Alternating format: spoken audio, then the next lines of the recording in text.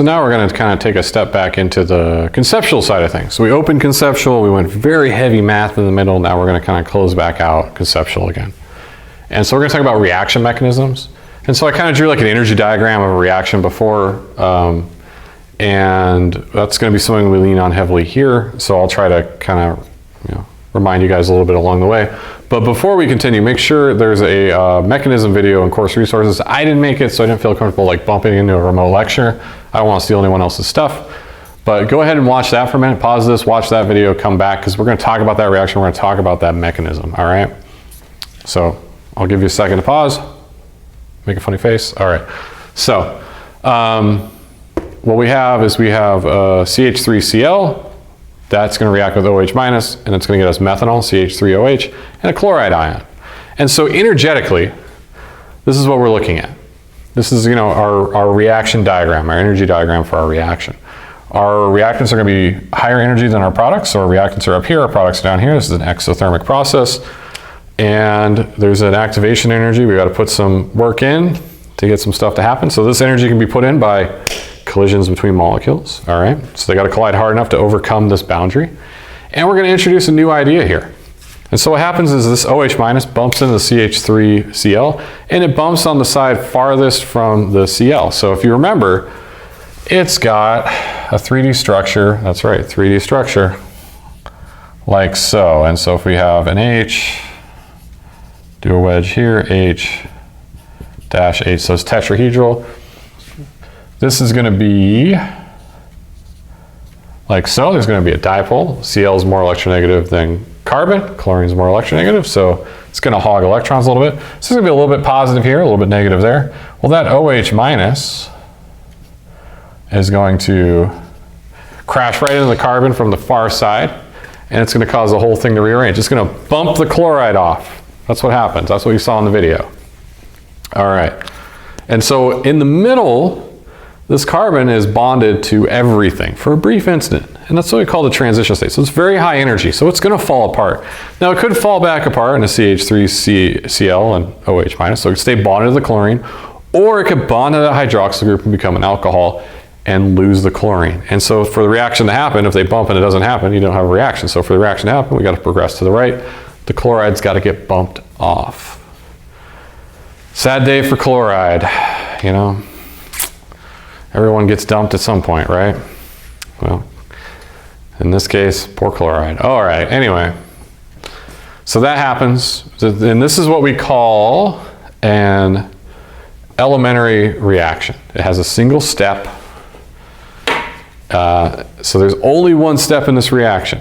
So we call it an elementary reaction. This is an example of an elementary reaction. That's what they're talking about, single step. A lot of chemical reactions, in fact, most are going to have multiple steps. They're going to have multiple transition states. They're going to have, intermediate products, all kinds of things like that. So what we have here is something a little more complicated, a little bit bumpier of a road.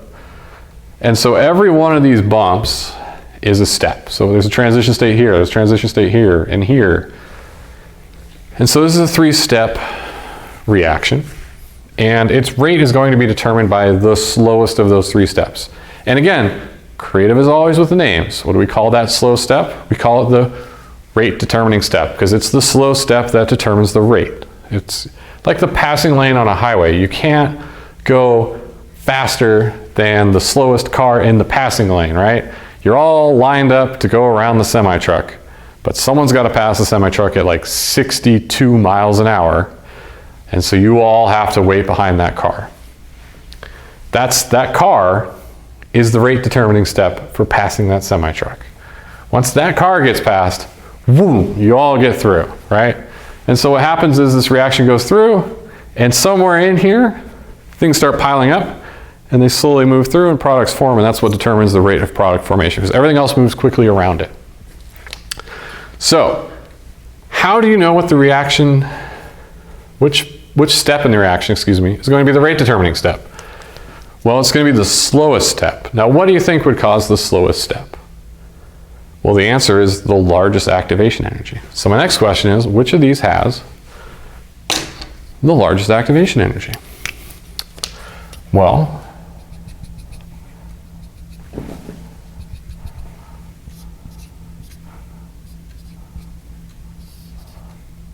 We got EA, we'll say EA1, EA2, and EA3.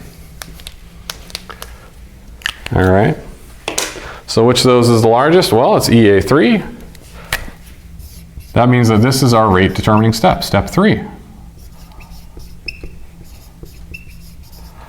It's going to be our slowest step because it has the highest activation energy. It is a lower probability that two molecules are going to have that much energy when they collide. Over here, they barely, just like, oh, a reaction has happened. Over here, you know, some contact. This one, boom, they got to really crash into each other. And it can happen, but it's less likely to happen. So what happens is, you know, our reaction starts, things progress. And so we're going to kind of pile up here, and they're going to start making their way through, and we'll start forming product.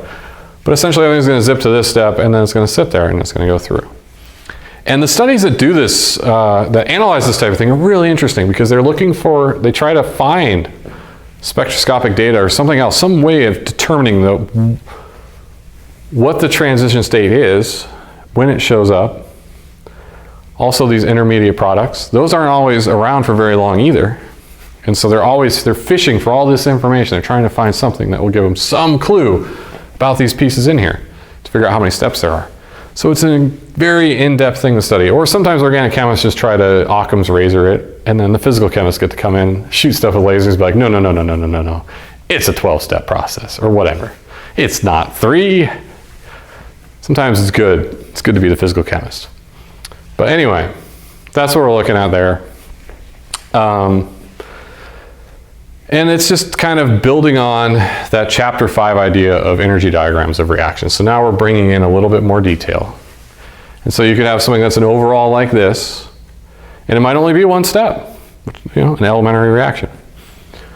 Or maybe it breaks out into multiple pieces with intermediate, you know, products and multiple transition states. Just depends. But whichever step is the slowest is the rate determining step. And if you're wondering, by the way, how can I have a 0th order reactant? How can I put a reactant into a reaction and it doesn't affect the rate? What is going on? Well, that means there's a rate determining step that doesn't use that reactant. It's not affecting the rate because maybe it's making this happen really quick or this, but it's not helping make this happen any quicker. It's not involved in this collision. It's already been used up, or it will be used later, but it's not used there. So if you ever see a 0th order reactant, it means you have a strong likelihood. In fact, I mean, you pretty much just got to have at least 2 steps in your reaction. And one of those steps, whichever one is not the rate limiting step, is going to use that 0th order reactant. So there's some key conceptual stuff here. Hope you enjoyed the video. I forgot to watch before I talked about stuff, but I know the reaction pretty well. Hopefully I didn't reiterate too much of it or leave something important out. We'll see. But, you know, enjoy the break from the math, right? But just for fun, you know, Arrhenius equation. All right, enjoy. We're going to talk about catalysts, and then we are done with the chapter. So that'll be it.